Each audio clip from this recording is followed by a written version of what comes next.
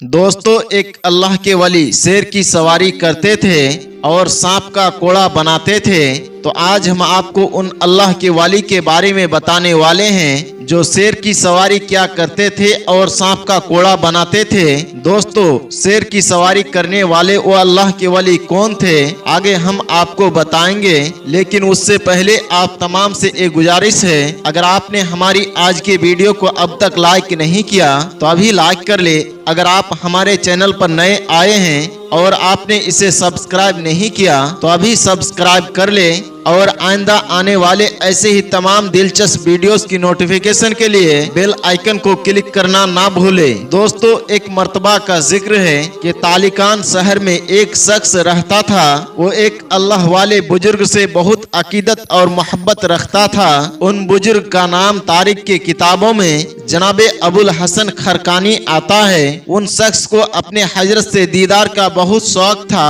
वो शख्स उनसे बहुत कुछ सीखना चाहता था, लेकिन खरकान और तालिकान का रास्ता एक जंगल से होकर गुजरता था। इस जंगल में बहुत सारे जंगली और खतरनाक जानवर रहा करते थे और उसे वहां से गुजरते हुए डाकुओं का भी डर लगा हुआ रहता था। ये डर उसे हमेशा खरकान जाने से रोक देता था, क्योंकि ये सफर बहुत ही ज्यादा खतरनाक और डरावना था। लेकिन एक दिन उस शख्स को अपने बुजुर्ग से मिलने की बहुत तड़प हुई, लिहाजा उसने वहां जाने का फैसला कर लिया। बुजुर्ग से मिलने के शौक में उससे सब्र ना हुआ और उसने सफर के लिए अपना सामान बांधना शुरू कर दिया। इसके बाद वो खरकान की तरफ निकल गया। उसने कई दिनों और कई महीनों तक सफर करते रहा और बहुत से पहाड़ी और जंगली रास्ते से गुजरा। जैसे तैसे चोर डाकुओं से बचता बचाता, जंगली जानवरों से खुद को बचाता हुआ एक लंबा और मुश्किल सफर तय करके वो आखिरकार खरकान पहुंच गया। वो शख्स खरकान पहुंचकर बहुत खुश हुआ। आखिरकार वो अपने हजरत के गांव तक वो पहुंच ही गया।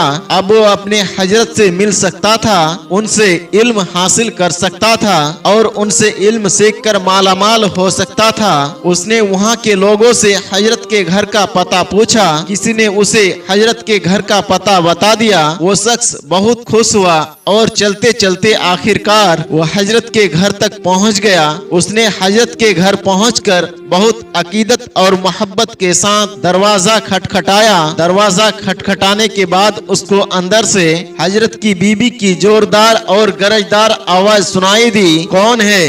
वो शख्स इस गरजदार आवाज को सुनकर सहम गया। उसने सोचा था हजरत का घर है, अगर मैं दरवाजा खटखटाऊंगा तो अंदर से नर्म आवाज आएगी और फिर मेरी मेहमान नवाजी की जाएगी। उसने कहा, मैं तालिकान से आया हूँ, मैं हजरत का अकीदतमंद हूँ, उनका दीदार करना चाहता हूँ, उनसे मुलाकात की आरजू रखता हूँ। तो अंदर से उस औरत ने उसी गरजदार आवाज में कहा, अरे वो पागल इंसान, तुझे क्या जरूरत थी इस आदमी के लिए इतना लंबा और इतना मुश्किल सफर तय करके यहाँ आने का? तुमने शायद धूप में अपना बाल सफेद किए होंगे। तुम्हारी अकल पर तो मुझे रोना आ रहा है। तुम्हें क्या कोई और काम नहीं है? ये आदमी कब से शेख बन गया। तुम जाओ यहाँ से और अपना काम करो। उन्होंने तो बस धोखे का जाल बिछा रखा है। अब भी वक्त है, जहाँ से आए हो चुपचाप वहाँ वापस चले जाओ। जब उस शख्स ने हजरत की बीबी की ये बातें सुनी तो ऐसा लगा जैसे उसकी आंखों के सामने अंधेरा छा गया हो, पैरों तले से जमीन ही निकल गई हो।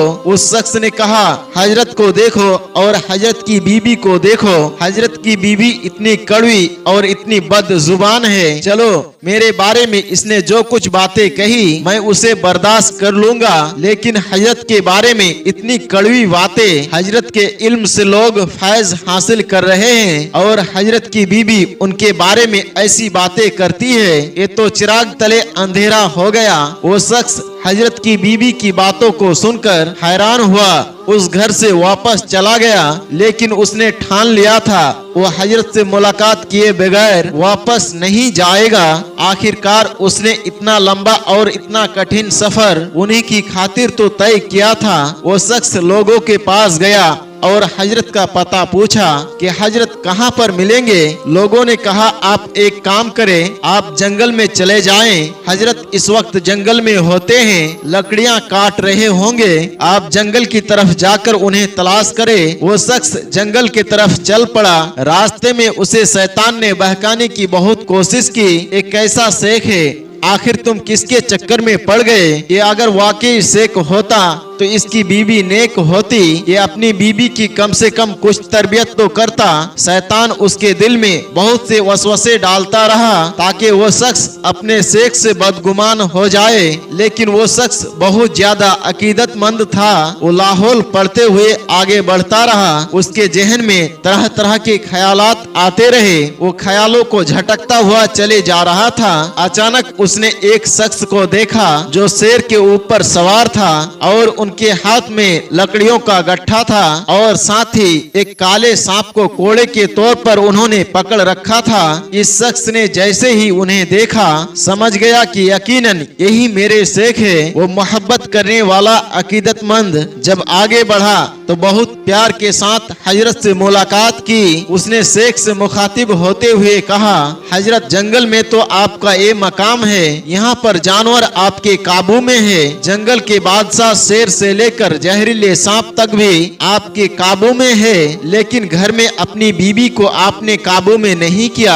आपकी बीबी इतनी ज्यादा बेकाबू, इतनी बदज़बान और बद अखलाक कैसे है? हजरत ये माजरा मुझे समझ में नहीं आया।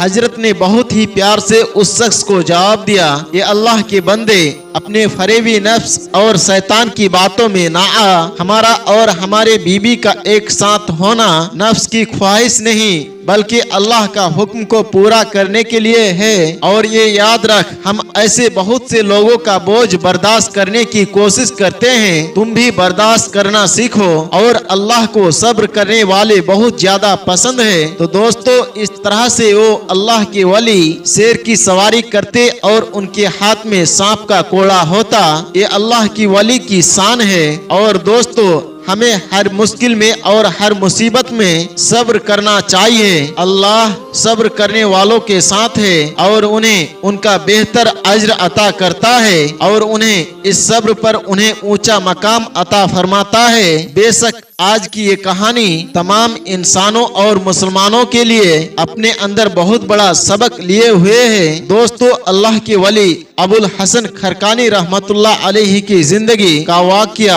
आपको कैसा लगा? अल्लाह की वली की करामत के बारे में आपका क्या राय है? कमेंट बॉक्स में जाकर जरूर कमेंट करें और वीडियो पसंद आने की सूरत में इस वीडियो को लाइक करना और अपने दोस्त अहबाब के साथ शेयर करना ना भूले। आज के वीडियो में बस इतना ही। इंशाअल्लाह बहुत जल्द एक और नई और दिलचस्प कहानी के साथ आपके खिदमत में हाजिर होंगे। तब तक के लिए हमें इजाजत दे। अस्सलामु अलैकुम व रहमतुल्लाह।